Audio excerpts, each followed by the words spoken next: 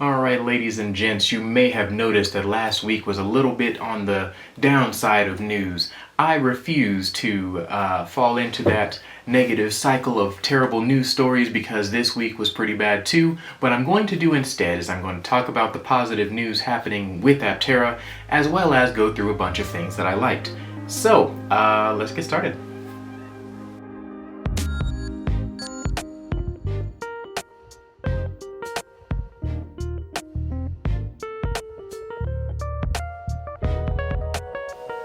Alright, so the first thing that we're going to talk about today is the fact that Aptera is concurrently building PI vehicles. We know of at least two that they're building at the same time, PIs 2 and 3.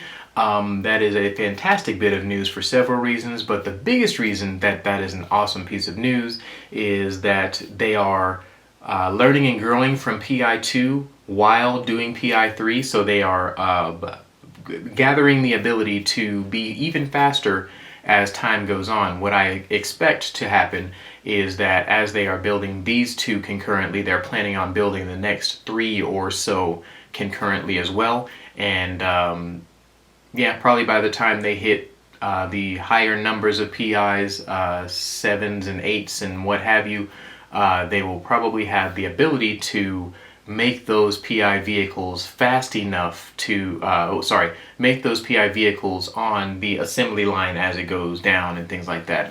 Basically, they're gearing up to be able to put their stuff on the production line, move it around the production line, and practice for when they hit full-fledged production. So it is really great to see this type of story. They're really starting to get a feel for the types of stuff that they're going to have to do during production by making all of the mistakes and changes and adjusting what they're doing for these PI vehicles while they do them concurrently. So yeah, quick learning curve. They're learning fast. They're doing things succinctly and intentionally. So yeah, always a fan.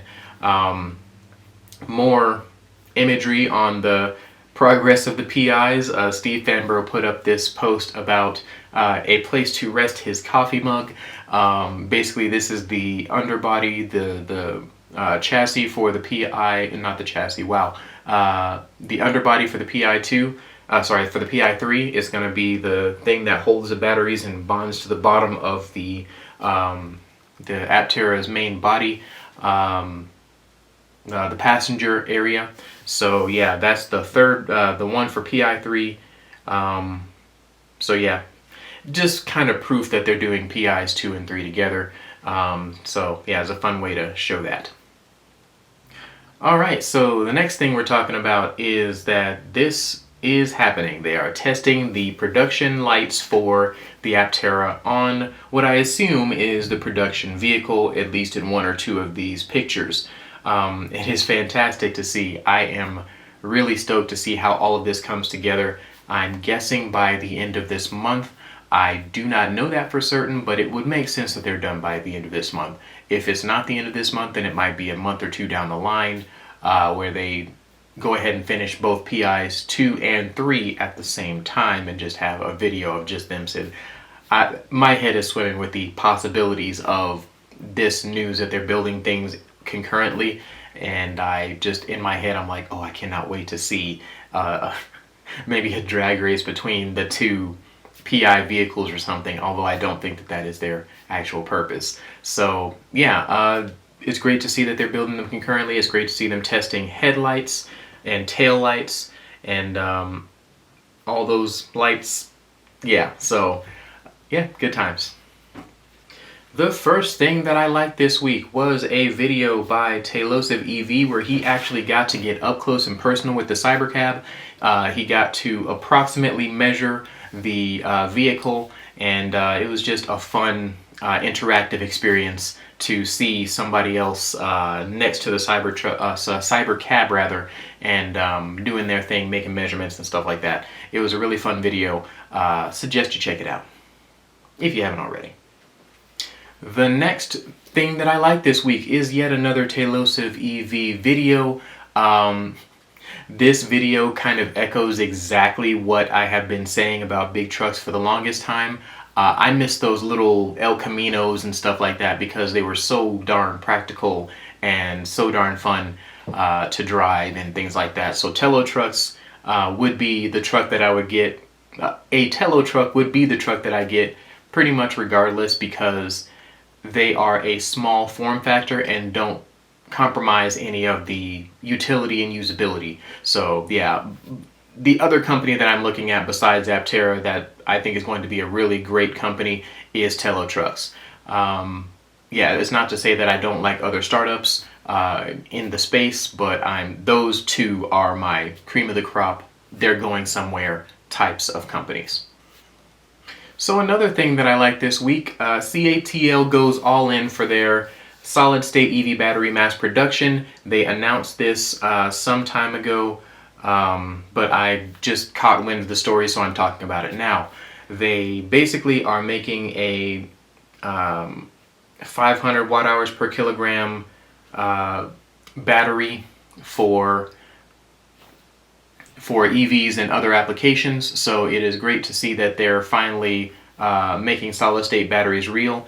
CATL is the biggest battery manufacturer in the world, so in my opinion they have a lot more weight than somebody like Toyota saying it, because Toyota has not given any reasonable specs or anything like that. But long story short, CATL is going above and beyond here and finally entering mass production for their solid-state batteries. I'm hoping that they end up making this battery ramp up really fast and that it goes very smoothly so that other companies can utilize it, aka Aptera Telo, so that they can get some really serious range. If you thought 1,000 miles was crazy, how about 1,500 miles? Anyway, yeah, so a lot of people just in their head said, you know what, we don't need that much distance. But trust me, there are applications, and I'm actually going to be making a video about that sometime next week with regard to why 1,000 miles isn't too many miles and why as many miles as possible is should be the goal. Alright, so Telo Talks. The first episode of Telo Talks came out and it was very fun, very interesting. I am always a sucker for good information, stats and data and things like that. And although this video did not have much of that, I still enjoyed it anyway because they still talked about a lot of the design choices and decisions that they made with regard to Telo.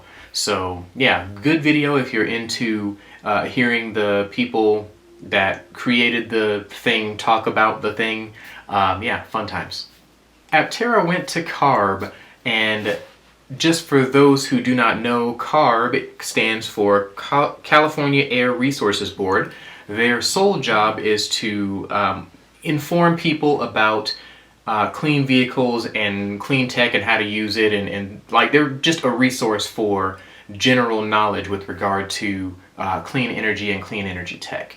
Yeah, I'm not entirely certain why Aptera was outside of there, besides maybe trying to get better laws passed for them to get to production and things like that, or figuring out who to talk to, what have you. I'm not entirely certain, but it is great to see that they are reaching out to their local boards and government areas and things like that, because that stuff is going to help them get to production that much faster. It's going to help them produce their vehicle that much more efficiently and things of that nature. Have laws set up so that when they get to production, they'll be have a leg up instead of being put behind as a result of something happening legislatively. So like, it's good that they are doing this. I appreciated that they let us know that they were doing this, so that we know that they are pushing ever forward towards a future where Aptera is powering every trip with the sun. So yeah, good times. James May, if you're familiar with his experience and his tenure at Top Gear, is a very fun host and a very fun person to interact with or watch and things like that. So he did video series. Like there's a full a full 5 other days to this situation where they talk about the Cybertruck. Day 6 came out a little while ago, and it talked in a lot of detail about the things that he enjoyed and did not enjoy, and he may or may not have broken the Cybertruck.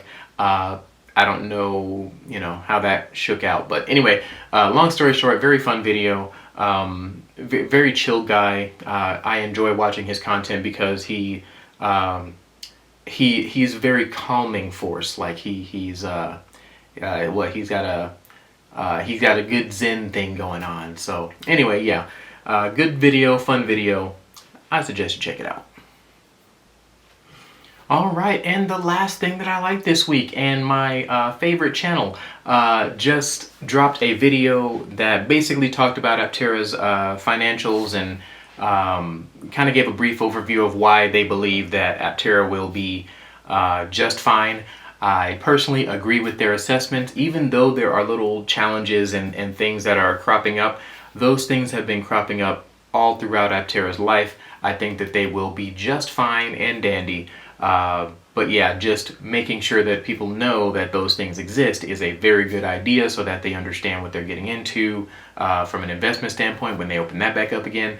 But yeah, no, I love this perspective, how he thinks about where Aptera is going, because I agree wholeheartedly. So yeah, check this video out. It's a fairly short video, but it had a lot of, it was short but dense. It was packed full of stuff that was very insightful. So yeah, check this out, and I believe that'll be it for today. Thank you so much for watching. Please do the YouTubey things. The YouTubey things are always fantastic. I will catch you guys next time.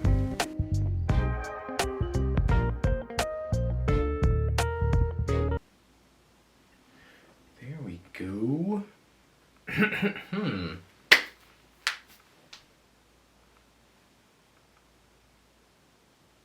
All right. Hello, greetings, and welcome, everyone.